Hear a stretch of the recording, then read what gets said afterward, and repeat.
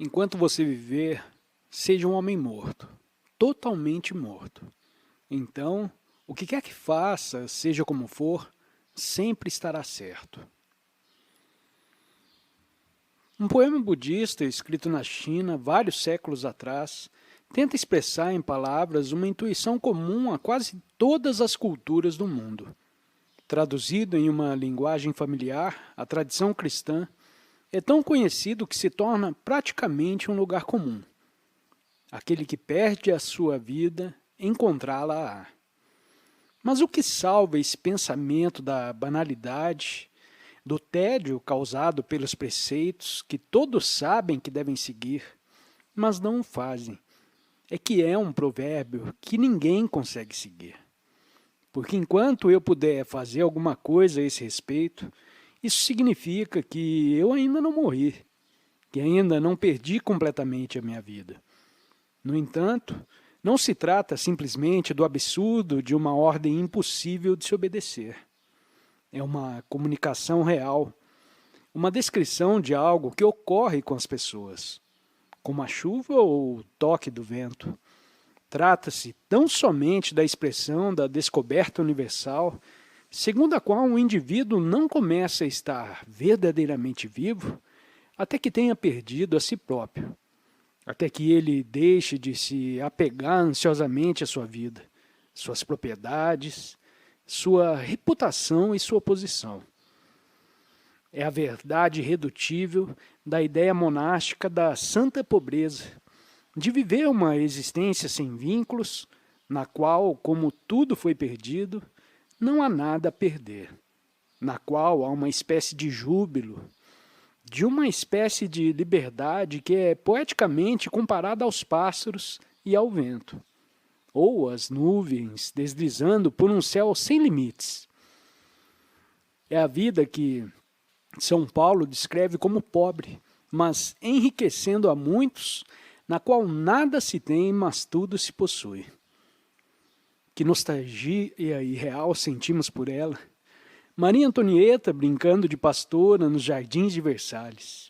Presidentes de grandes corporações se aposentando em solitárias cabanas de pesca em High Sierra. O vendedor de seguros caminhando sozinho pela interminável faixa de areia de uma costa oceânica, perguntando se teria coragem de se tornar um catador de praia.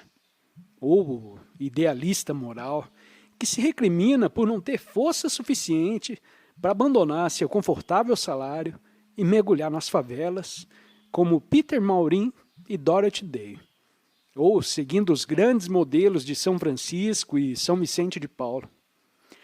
Mas a maioria de nós sabe que não o faremos, e muito provavelmente não podemos fazer isso, que continuaremos a nos apegar ao nosso estilo de vida habitual, com toda a impotência dos viciados acorrentados à sua paixão destrutiva.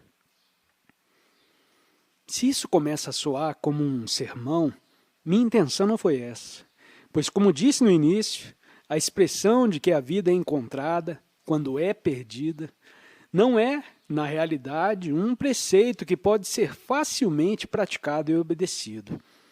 Isso é o que faz toda a conversa sobre a necessidade de desprendimento ou a tarefa de transcender o ego ser interpretada de maneira tão equivocada.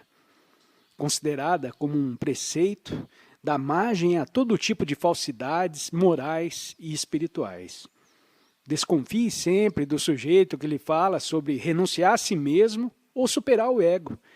Isso me lembra a conversa apócrifa entre Confúcio e Lao Tzu, na qual o primeiro estava discorrendo sobre o amor universal sem o elemento do eu. Que bobagem, gritou Lao Tzu. O amor universal não é uma contradição em si mesmo? A sua eliminação do eu não constitui uma manifestação positiva do eu? Senhor, se você quiser que o mundo não perca sua fonte de subsistência, eis o universo com sua regularidade ininterrupta, o sol e a lua com seu brilho constante, as estrelas com suas constelações imutáveis, as aves e os animais selvagens que não deixam de se reunir em bandos, as árvores e os arbustos crescendo invariavelmente. Assim como eles, vive em harmonia com o tal, do jeito como as coisas são, e seja perfeito. Porque então esses esforços vão de caridade e o dever para com o próximo, que são como golpear um tambor em busca de um fugitivo. Senhor, quanta confusão você trouxe para a mente do homem!